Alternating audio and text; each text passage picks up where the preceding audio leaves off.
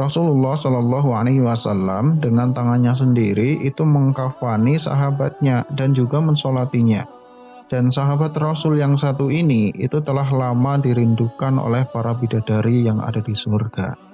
Dan meskipun di dunia ia memiliki istri yang soleha, namun sahabat Nabi yang satu ini itu lebih diperhatikan oleh penduduk langit daripada penduduk bumi.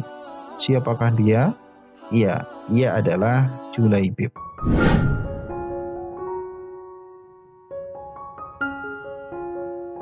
Assalamualaikum warahmatullahi wabarakatuh. Alhamdulillah wa ni'matillah la haula wa la quwata illa billah. Julaibib ini termasuk sahabat Nabi yang sangat mulia. Pernah pada suatu ketika Rasulullah Shallallahu Alaihi Wasallam menanyakan kepada Julaibib kenapa ia tidak menikah. Kemudian Julaibib mengatakan bahwa dirinya tidak yakin akan ada wanita yang mau menikah dengannya. Sebab ia tahu bahwa dirinya itu bukanlah pria yang bernasab, tidak rupawan, juga tidak memiliki harta. Dikatakan bahwa Julaibib ini merupakan nama yang tidak biasa di kalangan bangsa Arab. Namanya itu tidak lengkap dengan nasabnya, dan Julaibib ini terlahir tanpa tahu siapa kedua orang tuanya. Semua orang pun tidak tahu atau tidak mau tahu tentang dia, tentang nasabnya, atau dari suku apa ia berasal. Tampilan fisiknya membuat tidak ada yang mau berdekat-dekatan dengannya. Wajahnya pas-pasan, posturnya pendek dan bungkuk, kulitnya hitam, kemudian miskin, pakaiannya lusuh, dan kakinya pecah-pecah karena tidak memiliki alas kaki untuk dikenakan. Pokoknya Julaibib ini adalah orang yang tidak diharapkan oleh manusia yang ada di sekelilingnya.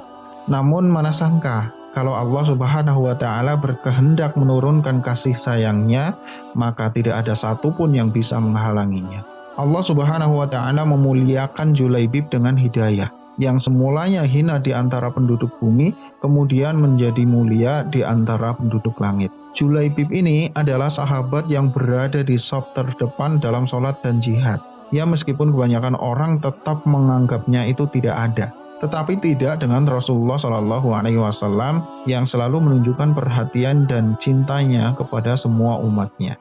Julaibib yang tinggal di selasar Masjid Nabawi suatu hari itu ditegur oleh Rasulullah Shallallahu Alaihi Wasallam. Wahai Julaibib, tidakkah engkau menikah? Lembutnya suara Nabi Muhammad Shallallahu Alaihi Wasallam memekarkan bunga jiwa Julaibib. Siapakah orangnya ya Nabi yang mau menikahkan anaknya dengan diriku ini? Jawab Julaibib dengan senyum-senyum. Di situ tidak ada kesan ia menyesali dan menyalahkan takdir. Rasulullah Shallallahu Alaihi Wasallam juga tersenyum dan ia kembali menanyakan hal yang sama kepada Julaibib selama 3 hari berturut-turut. Dan pada hari ketiga itulah Rasulullah Shallallahu Alaihi Wasallam mengajak Julaibib ke rumah salah satu pemimpin Ansor. Betapa bahagianya tuan rumah menerima kunjungan kehormatan dari sang Nabi Muhammad Shallallahu Alaihi Wasallam. Kemudian singkat cerita Rasulullah Shallallahu Alaihi Wasallam berkata kepada pemilik rumah, "Aku ingin menikahkan putri kalian." Kemudian sang tuan rumah itu mengira bahwa Rasulullah Shallallahu Alaihi Wasallam akan meminang anak gadisnya. Ia berkata, "Masya Allah, alangkah indah dan berkahnya. Duhai, betapa kehadiranmu itu akan menjadi cahaya yang menyingkirkan kesuraman di rumah kami." Kemudian Rasulullah Shallallahu Alaihi Wasallam menjawab, "Bukan untukku wahai Tuhan, aku pinang putrimu untuk Julaibib." Kemudian ayah sang gadis itu tentu sangat terkejut mendengarnya. Sedangkan istrinya itu berseru, "Dengan Julaibib, bagaimana mungkin? Julaibib yang hitam, tak bernasab, tak berkabilah, tak berpangkat, dan tak bertahta. Demi Allah tidak akan pernah anak kami menikah dengannya." Kemudian sementara itu anak gadisnya yang mendengar percakapan mereka dari balik tirai itu juga angkat bicara, "Wahai ayah, wahai ibu, sungguh cintanya kepada Allah Subhanahu wa Ta'ala dan Rasul-Nya itu akan mengalahkan segalanya." Kemudian singkat cerita keluarga itu pun menerima pinangan dari Rasulullah Shallallahu Alaihi Wasallam dan setuju untuk menikah dengan Julaibib. Cintanya kepada Allah Subhanahu wa Ta'ala itu mereka tunjukkan dengan taat dan patuh kepada Rasul-Nya. Namun kebersamaan pasangan ini antara Julaibib dan anak dari salah satu pemimpin Ansor tidak berlangsung lama. Julaibib harus gugur saat berperang dan Rasulullah Shallallahu Alaihi Wasallam sangat kehilangan Julaibib. Suatu ketika setelah selesai pertempuran, Rasulullah Shallallahu Alaihi Wasallam bertanya kepada para sahabat, "Wahai para sahabat, apakah kalian kehilangan seseorang?" "Tidak ya Rasul," serempak para sahabat itu menjawab. "Apakah kalian kehilangan seseorang?" kata Rasulullah Shallallahu Alaihi Wasallam bertanya lagi, wajahnya itu mulai memerah gitu. "Tidak ya Rasul," sebagian para sahabat itu menjawab dengan ragu dan was-was, dan beberapa sahabat itu melihat sekeliling dan memastikan tidak ada yang kehilangan seseorang. Terdengar helaan nafas yang berat dari Rasulullah Shallallahu Alaihi Wasallam. "Aku kehilangan Julaibib, carilah Julaibib," kata beliau Rasulullah Shallallahu Alaihi Wasallam. Kemudian para sahabat tersadar dengan sosok yang dicari oleh Rasulullah Shallallahu Alaihi Wasallam. Akhirnya mereka menemukan Julaibib. Ia telah gugur penuh luka dan di sekitarnya ada 7 musuh yang telah ia bunuh. Rasulullah Shallallahu Alaihi Wasallam dengan tangannya sendiri kemudian mengkafani Julaibib dan kemudian mensolatinya.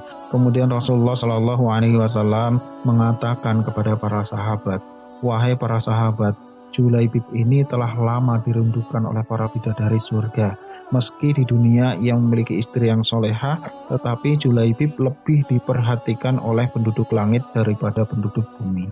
Jadi kawan-kawan sekalian, apa yang bisa kita ambil dari cerita di atas? Ya, bahwasannya Allah Subhanahu wa Ta'ala itu tidak memandang rupa, nasab, maupun harta seseorang. Tapi Allah Subhanahu wa Ta'ala melihat cintanya, melihat ketaatannya, melihat ketakwaannya dalam beribadah. Sebagaimana hadis Nabi Muhammad SAW yang populer di kalangan umat muslim, terutama bagi mereka para penuntut ilmu. Dari Abu Hurairah radhiyallahu an, ia berkata bahwa Rasulullah SAW bersabda, "Sesungguhnya Allah tidak melihat pada bentuk rupa dan harta kalian. Akan tetapi Allah Subhanahu wa Ta'ala hanyalah melihat pada hati dan amalan kalian." Hadis riwayat Muslim. Kemudian hadis ini juga sejalan dengan salah satu firman Allah Subhanahu wa Ta'ala, Quran surat Al-Hujurat ayat 13, "Sesungguhnya orang yang paling mulia di sisi Allah adalah orang yang paling bertakwa di antara kalian." Nah, itulah tadi, mudah-mudahan bermanfaat. Apabila ada kesalahan, saya mohon maaf yang sebesar-besarnya. Subhanakallahumma wa bihamdika asyhadu an la ilaha illa anta astaghfiruka wa atubu ilaik. Wassalamualaikum warahmatullahi wabarakatuh.